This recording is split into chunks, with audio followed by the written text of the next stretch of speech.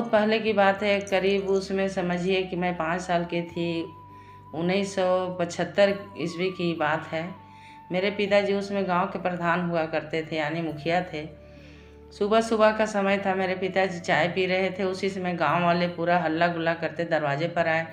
पिताजी बाहर निकले तो देखे कि एक आदमी को सब मारते पीटते उधर से लेके आ रहे हैं। करीब 20-22 साल का लड़का था, उसके साथ एक ठो गैया का बच्चा यानी बछिया थी।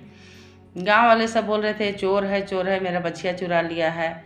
मेरे बाबूजी बहुत सीधे साधे इंसान थे। उन लोग को देखे भीड़ भाड़ में बहुत मारपीट कर रहे हैं तो थोड़ा शांत करवाए और फिर बोले कि थोड़ा शांत हो जाइए, आप लोग अपना अपना घर जाइए, हम इससे बातचीत करके पूछते हैं आखिर ये बच्चिया लेके कहाँ से आ रहा है, उसके बाद आप लोग को जो निर्णय लेना होगा हम आप लोग को बताएंगे।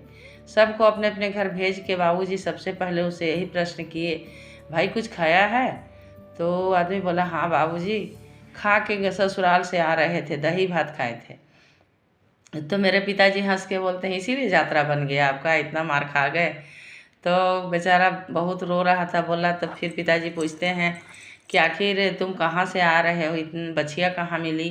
तो बोला कि बाबा, मेरा ससुराल में साला के शादी था, उसी के दहेज में ही बछिया हमको मिली है। हम चोर नहीं हैं बाबा। बछिया को पकड़ के पूरा कसम खाने लगा वो लड़का। फिर बाबूजी मेरे विश्वास कर लिए कि लगता तो नहीं है कि चोर है। फिर बाबूजी उसको खाना उना खिलाए और पीछे के रास्ते से उसको बोले तुम चल जाओ। और उसको कुछ दूर तक जाते हुए मेरे पिताजी देखते रहे कि कहीं गांव वाले फिर उसको पीछा करके मारपीट ना करें। जब कुछ दूर वो चला गया तब फिर मेरे पिताजी गेट बंद करके अंदर आए तो बाहर के दरवाजे पर गांव वाले पूरा भीड़ लगा चुके थे। तो बाबूजी निकले तो पूछने लगे सब कि चोर कहाँ गया कहाँ गया? तो पिताजी बोले कि नहीं, वो चोर नहीं था, उसको दहेज में बछिया मिली थी। तो उधर से एक गांव का लड़का आके बोलता है कि मेरा बछिया तो मिल गया जो गांव में भुलाया था।